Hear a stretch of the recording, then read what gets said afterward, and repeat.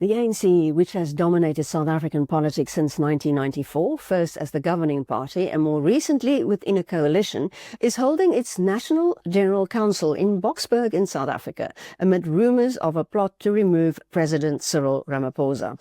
And joining me in the studio is Professor Theo Venter to discuss this midterm assessment of the party between national conferences. Hi, Professor Venter. Yeah, good to see you again.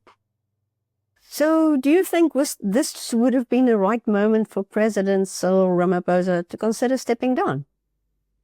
That narrative emerged just before the G20 summit that we had in Johannesburg. And basically a week before the G20 summit, the ANC had an NEC meeting where they prepared for this NGC, which they're having at the moment. Today is actually, or tomorrow is actually the final day. And then for the first time, Ramaphosa did something that was unexpected. He challenged the NEC to say, those guys that are gossiping about my early going or my resignation or whatever, give me the date and I will go. Now, that's the first time that he challenged those guys in the NEC, and it reminded me of a previous president, Favour, that was gravely ill with all kinds of problems like strokes and so on, and nobody had the guts to tell him to go. And then eventually a few ministers did that, and apparently that was a major issue. But when a political leader challenges his immediate management group, because that's what the NEC is. It's about 100 members of the ANC that manages the ANC on a basis when conferences are not sitting. Then nobody will have the guts to stand up and say, yes, Mr. President, we would like you to leave. Now, I think it's maybe a little bit over the top, but I think if you look at 3 previous presidents, this is the first time when I know of where a sitting president challenged his immediate followers in that sense. So it tells me that he controls the NEC, he controls the National Working Group, he's in full control of the ANC in a very, very important time. And so within the context of his position, which ends in December of 2027, his second term as president of the ANC. And just by the way, there's no limitation in the ANC on the amount of terms that you can serve as president. We've got term limits at the national level in the Constitution, but there's no formal term limit in the ANC. The fact that you can serve 2 terms and then go is a generally accepted way of doing things, but there's no legal requirement in terms of the Constitution. So what I think is happening at the moment, and that is the big story behind the NGC. The NGC is what you said, it's a kind of a reflection halfway between 2 conferences, but the big story is the position of Ramaphosa, the position of the ANC, and remember, the challenge here is almost contradictory. At the last national conference in December of 2022, the top 7, the so-called officials, were given a certain mandate to execute. And then in 2024, we had an election. And the outcome was a coalition government with the ANC barely getting 40% of the popular vote. That was not foreseen by the ANC. As a matter of fact, it wasn't foreseen by anybody. And now they must measure the performance of a government of national unity, which wasn't part of the plan in December 2022. So that is a very interesting kind of situation.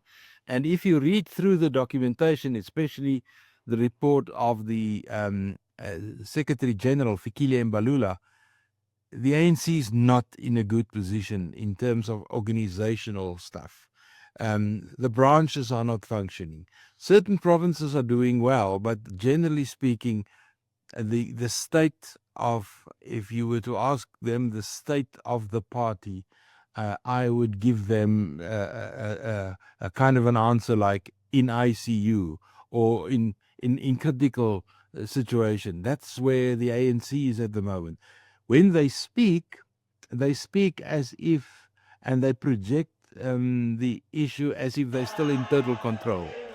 And if you read the documents, you can see the ANC is talking to themselves. They're not talking to the outside world. They're talking in ideological terms. They have the National Democratic Revolution all over the place and the elements of that, and that the government of national unity in the document, it says in bold, is just a tactical move. Now, that's an interesting reference. We think, as analysts, and I'm one of several that think that way, that this is kind of the future. It's not a once-off slip by the ANC. As a matter of fact, the ANC is slipping in every by-election that we see so far, and in the election that we're expecting a year from now, when we've got local government elections, I think it's possible to say that the ANC may even have a difficulty reaching 40% of the vote. So you say that the party is in ICU and clearly in crisis, but do you think that President Cyril Ramaphosa is back in control of the party, that there's a strong show of support for him at this council? Yeah, I think there's a strong show of support, and I think there are several things happening, all depending, of course, on what happened with a case like the Pala case that was never really resolved, that still hangs like an albatross around his neck. But it seems to me the elephant in the room in Boksburg for 3 days is not working through a document of 300 pages. It is really who will be the people that is going to put up their hands for leadership. And the name of Thoko Didiza has been punted very, very hard as an opposition to Paul Mashatile, which is currently the only name around town. If Thoko Didiza emerges as a candidate, now currently Thoko Didiza is the Speaker of Parliament. She used to be the Minister of Agriculture, very effective minister in what she did. If she emerged, then I think there's a real race. And what we are looking at, and this is very important in the ANC, people forget that selecting the leadership at a national conference is a numbers game. And the person that determines the numbers is, of course, the Secretary General in conjunction with the provincial secretaries. And this conference, they've got about 1,600 delegates attending, and those delegates were basically chosen through the workings of Fikile and Mbalula. He had several structures in provinces disrupted, and he ended their terms, and he appointed all kinds of interim structures, so-called PTTs, provincial task teams, and RTTs, and all kinds of funny names. But the issue here is he determines who goes to conference.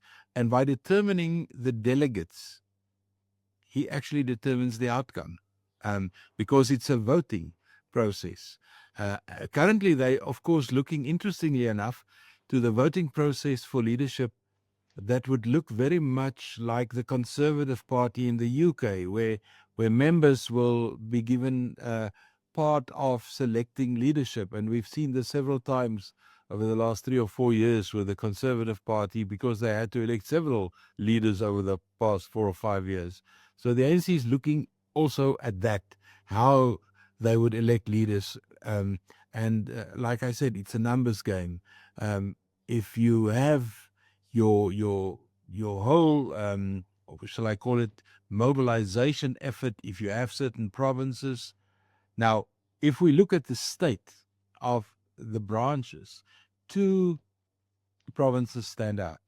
The one is Limpopo province, the most northern province of South Africa, and the other one is Mpumalanga, one of the eastern provinces in South Africa. The 2 of them, in terms of branch structures, active branches, people in good standing are looking extremely well. And that is where Ramaphosa has his best support. So I think where we sit now, if I have to guess, I think the scenario that's panning out is that there will be a contestation for his job. Thoko Didiza may very well be a successful candidate. If she is a successful candidate, the chances are very good that Ramaphosa will complete his second term. And I'm saying that not only because the preferred candidate is somebody that is closely aligned to Ramaphosa, but I'm also saying this because the Government of National Unity changed the whole game in Parliament. Our president is elected by popular vote in Parliament. So in other words, a political party puts up somebody from its own ranks, like Didiza, and she then must get a majority to be the new president. Now, the ANC does not have a majority in Parliament, so they will have to ask for a political party to support them. And the question is, who will that be? If it's the DA will then be in part responsible for a president. So kicking Ramaphosa out after 2027 is going to be a huge challenge for the ANC to get their candidate elected in Parliament. So there's a new game in town here. But Thoko Didiza, is South Africa ready for a woman as a president? I mean, it just seems quite difficult to fathom whether, it's quite a traditional society in some respects, that it will be acceptable. Well, I can say the same about India. I can say the same about Bangladesh. I can say the same about Sri Lanka. I can say the same about America.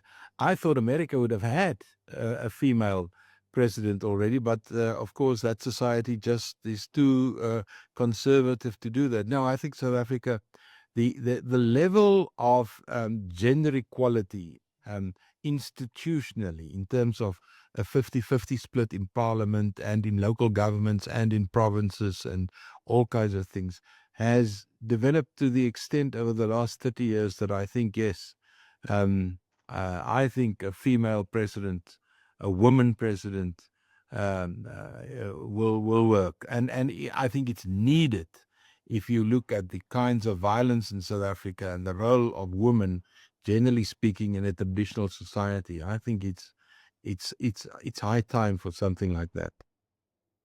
What did you think of Ramaphosa's remark to delegates he said, stop showing off your wealth? Yeah, if you read the document, and there are 3 documents currently at the NGC. There's the president's speech, which is published. Then there is a shortened version of the state of the ANC, which was a discussion document. And then there's the Secretary General's report. And if you look at all 3 of those, the level of introspection, the level of questions the ANC is asking from itself, addressed to itself, is actually eye-opening.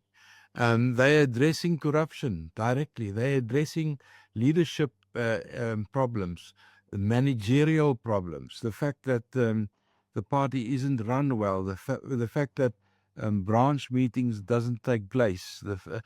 So this thing about corruption and nice cars and this and that and the other, it's part of a process of introspection.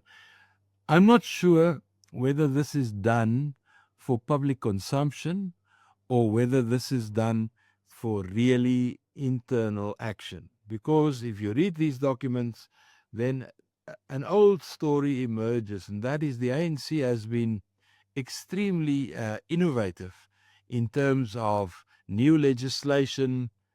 For instance, our smoking legislation was really innovative.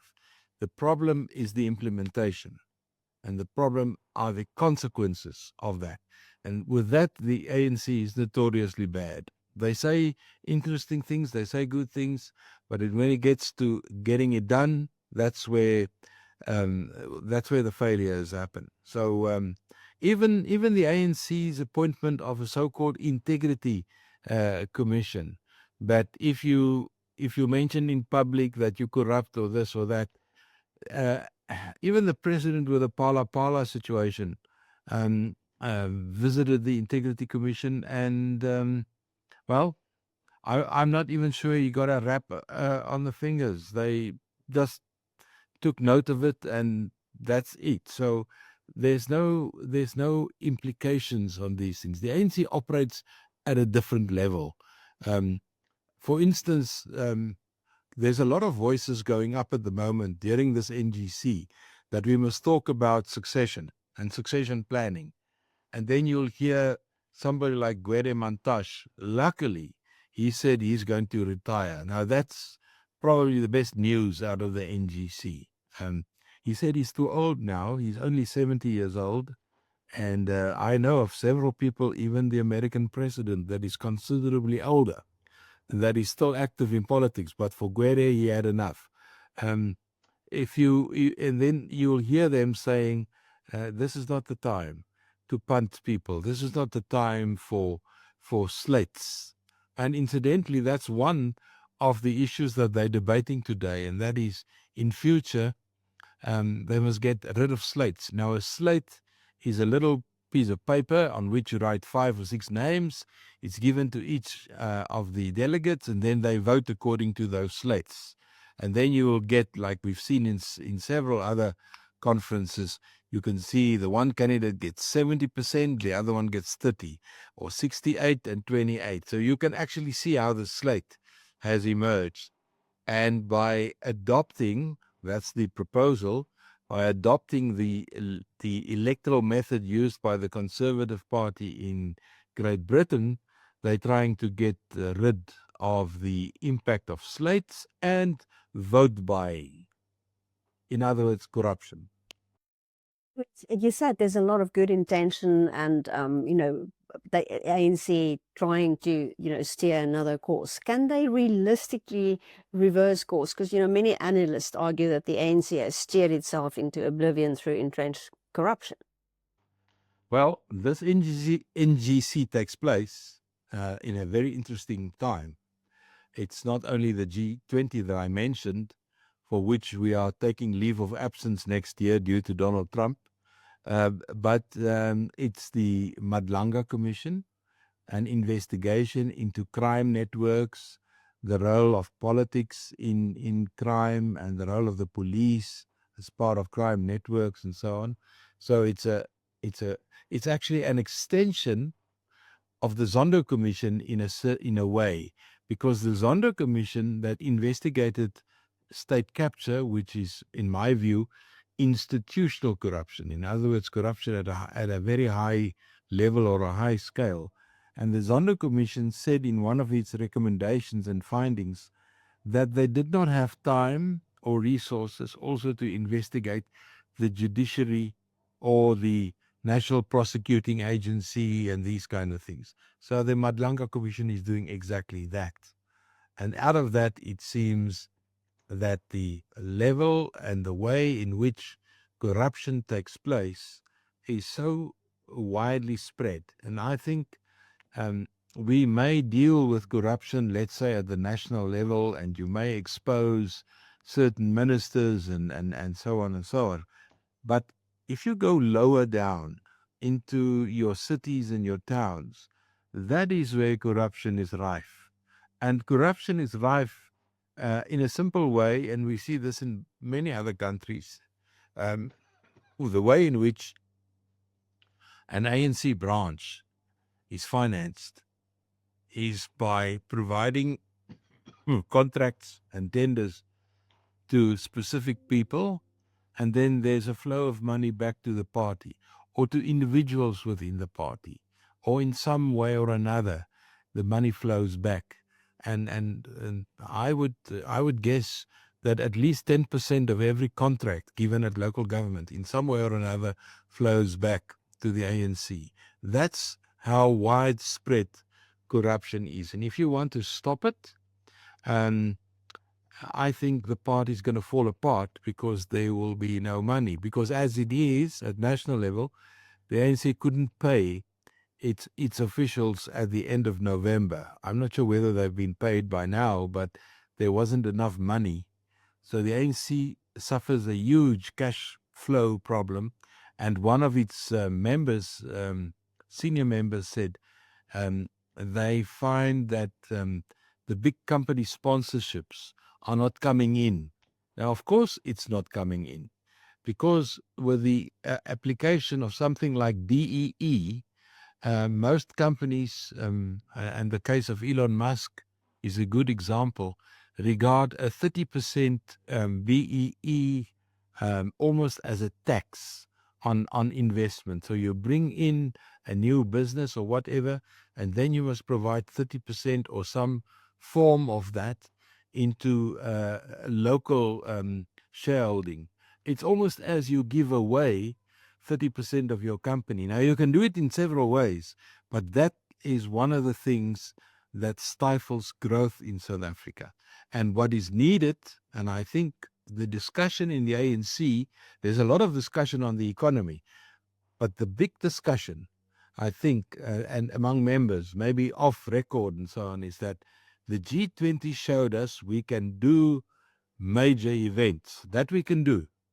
But what we lack is the flexibility of applying certain legislation that the business sector experience as an unnecessary load on our investment. And if we want to change the climate, the business climate, I think a more flexible approach to these things is what South Africa needs if it wants to get economic growth going.